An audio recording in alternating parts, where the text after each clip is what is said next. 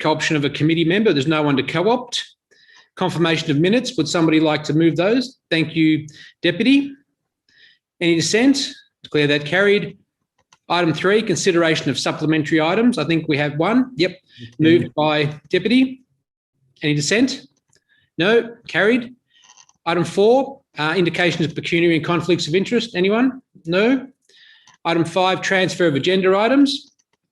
Nothing. Chair. Yep. Just given that we don't have the full cohort, we've sort of only got 3 out of the 5. Would it be worth deferring the discussion of our meeting format until we have more members present? Get more of a fair. Yep. Absolutely. Yep. Okay. Yep. Good point.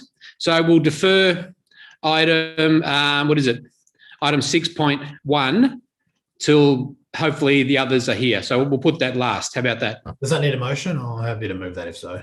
Okay, well, we'll put it as a motion. Okay, that we change the order and we put that item 6.1 to the end. All those, anyone against? No. You're against, okay. No, sorry, you took me for All right. So that's carried. So we'll go to item 6.2, which is the draft container refund scheme bill 2021, released for public comment. So I think Deputy Lord Mayor and I attended the online workshop the other day, which was informative. And what I learned though is this is really just the facilitation part of the container deposit scheme. So they need to set this up in order to later implement the operational aspects to it. Welcome, Councillor Ewan. So is there any comments, or might ask Mr. Doyle if he's got a pertinent comment to make at the start here? I think you've covered it, Chairman. Suffice to say, this is the enabling legislation.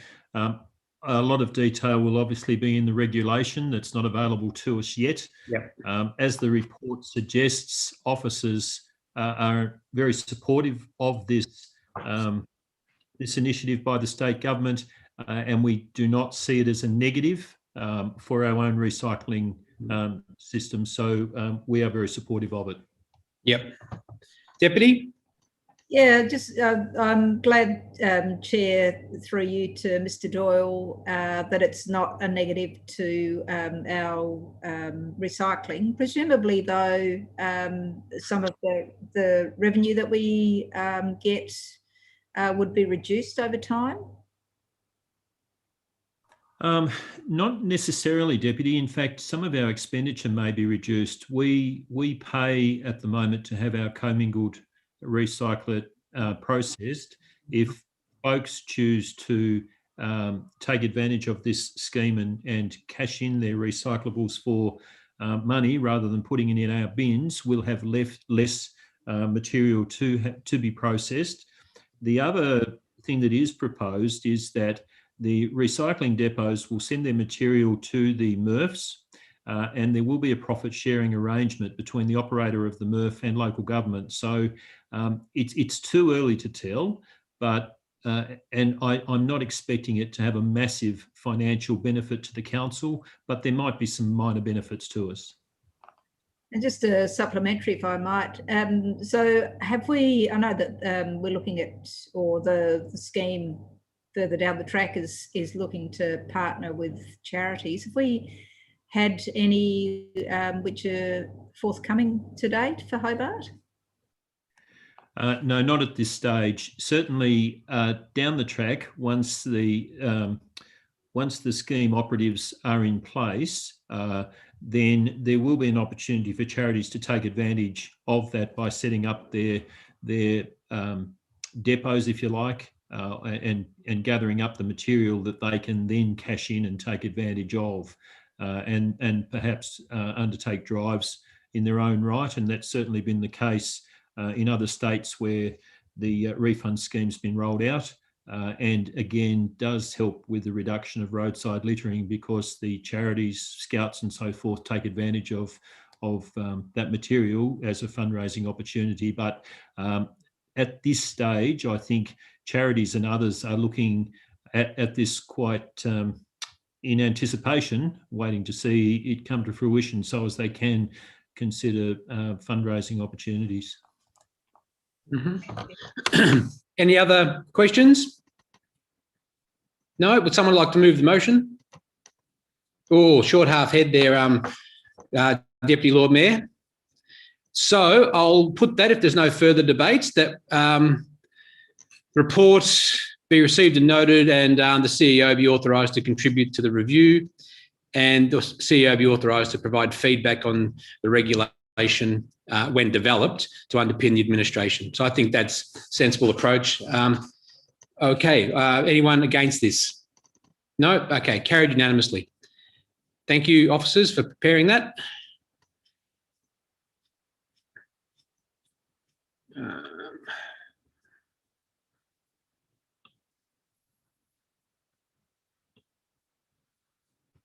Sorry, I'm just scrolling away there. Item 6.3 is Council Delegations, Local Government Highway Act, Officer Delegation. The recommendation that the Council delegate powers under the Local Government Highway Act to the roles of Manager of Parks and Recreation and Program Leader, arboriculture, and nursery is marked in attachment A. So I think this is straightforward, is it? Does anyone have any questions? I do, Chair. Just so this would be different to how we did things before. How, or is it just because we've got a new person in the role, we have to give them that power of delegation? What's the? Mr. Doyle. Thanks, Chairman. Alderman Barakis, it's really a little bit of housekeeping at the moment. The director, myself, is the only one with the delegation to actually sign off on abatement notices for vegetation that's growing over the roadway. This recommendation provides that delegation to the two officers named up. So when there is vegetation that's coming over the street or the roadway, it actually enables those officers to sign off on the notices to requiring that vegetation to be removed. So it just expedites the process. Fair enough. That sounds reasonable. Okay. Any further discussion? No. Any dissent? Okay. Carried unanimously. So item 7 is Committee Action Status Report. Any questions? No questions? Would someone like to move that? Alderman Barakis, any dissent? No, carried unanimously. Item 8, questions without notice. Anyone got a question? No questions? Okay, we'll move on. Would somebody like to move that we go into the closed? Well, perhaps, Chairman, before you do the closed, did you want to do your... Go back to 6.1. Okay. And you've also got your supplementary. Yeah. Oh, sorry. Okay. Yep.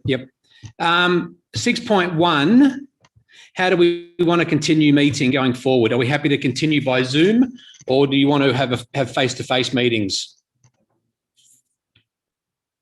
I'm happy either way. I don't mind. Anyone got a preference?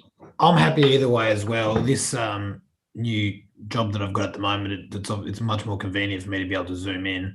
But at the same time, I'm literally a block away. So if people are of the mind that they want to meet in person again, I'm happy to do that as well. But the convenience factor of us having our committee meetings via Zoom is helpful. Okay. Yep. Councillor Ewan, what's your preference? Yeah, my preference would be Zoom, but I'm not like a hard Zoom thing. All right. And Deputy, what's your preference? Ambivalence. Okay. It looks like we'll continue to meet via Zoom. I think that's the most convenient for everybody. And the same time too, at 5:15. Yeah. Are we happy at the same time? And also, we haven't checked with the Lord Mayor. So I guess it's subject to the Lord Mayor being happy to Zoom in as well. But I think all 5 of us have to make this decision. Chairman, if I could assist, my memory from Parks, and the Deputy might help me, was that the Parks Committee, and maybe Councillor Ewan, the Parks Committee agreed to continue meeting by Zoom unless the Chairman, for whatever reason, thought a face-to-face meeting was necessary with a deputation or whatever. So maybe a similar decision that was taken by the Parks meeting, and maybe Belinda can help me out here, might be a good way to go forward. Mm-hmm. Yep. I'm happy to meet if we need to, but generally the deputations have gone okay online, I think, via Zoom. Would it be, I suppose, if depending on what you guys think, as per what the director just said, I don't think a motion's been moved as yet, but I'm happy to move that we stay as we are, but perhaps even give you the delegation that if we have a particular issue of high public interest that we're going to get a lot of people, or it's going to be a controversial issue or whatever have you, where it might be appropriate for us to be meeting in person just by the nature of the item. You can have the power to say, look, because this is it's a hairy item, it might be best that we meet in person, and we just give that to the chair of the committee to make a decision. I'm happy to do that, but have it standing that as the usual procedure will just be that we meet on Zoom. Okay, you got that, Belinda? Are you receiving, Belinda? Yes, I am, Chair. Would you like me to read back the amendment? Yeah, thank you. Okay, just please, I need a moment. So, Belinda, some consistency with what was agreed at the Parks meeting might be good if you've got that to hand. I don't know if you have. So we'll say that the City Infrastructure Committee continued to conduct its meetings via a virtual meeting platform in accordance and subject to the notice issued by the Premier on the 3rd of April 2020 under Section 18 of the COVID-19 Disease Emergency Miscellaneous Provisions Act. Then clause 2 will be the chairman retain discretion to convene a meeting in person in accordance with the COVID-19 Safe Plan for the operation of council and council committees meetings approved on the 2nd of June. And did you want to reconsider the matter at any particular time? Let's let it run for a while.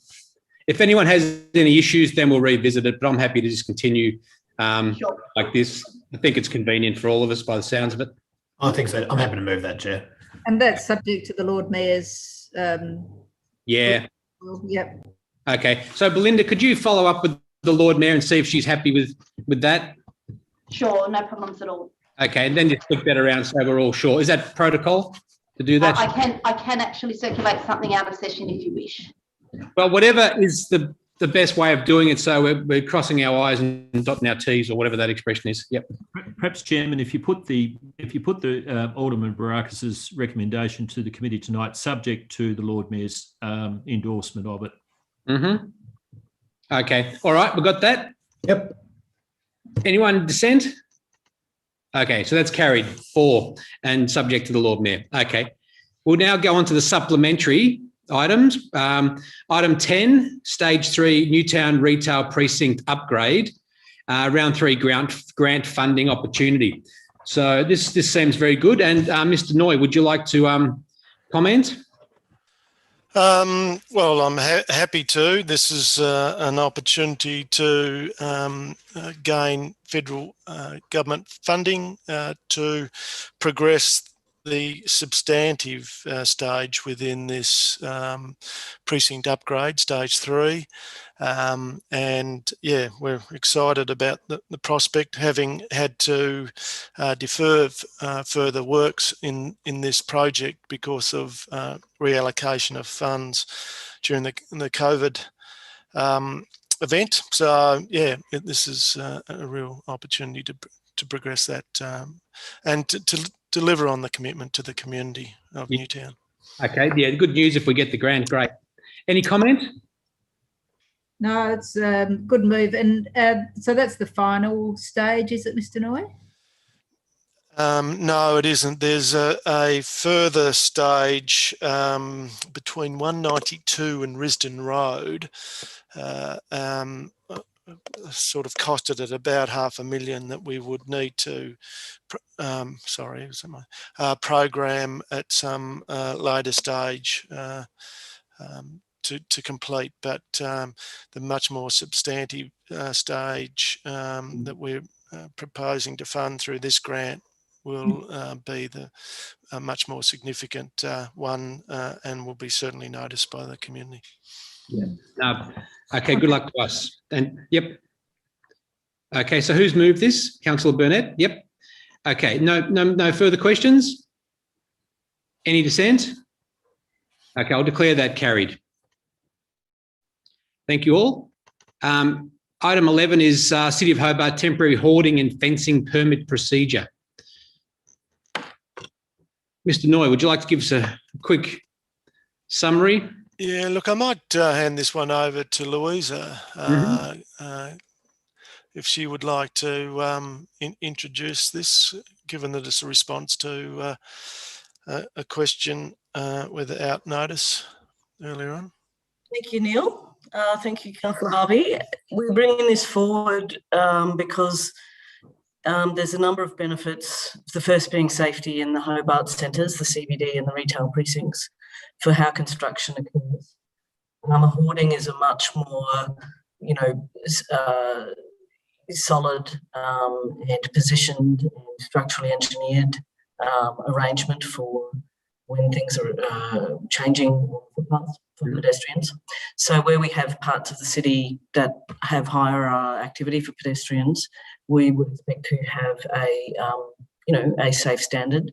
Now, the Australian standard provides for both hoardings and fences as options here, and council's existing processes for permits for road closure on footpaths and in roads include fences and hoardings. But in this instance, we're proposing a minor variation to the Australian standard, which the standard actually provides for at one section. And it says for Hobart, as we have footpaths that are actually quite narrow in many parts of our centres, that it would be better to have a safer, more contained arrangement for the period that construction occurs. Of course, the construction phase is the big one that's going to be implemented, this procedure is intended for, but it also applies to vacant sites and, sites where there's an emergency situation in theory that you might need to secure the site. Mm-hmm. So we put it forward to improve safety in Hobart centres as the city develops. So can I just ask regarding, say, two sites in Macquarie Street, one's next to St Michael's and one's next to the Ibis Hotel and the old Hutchins building.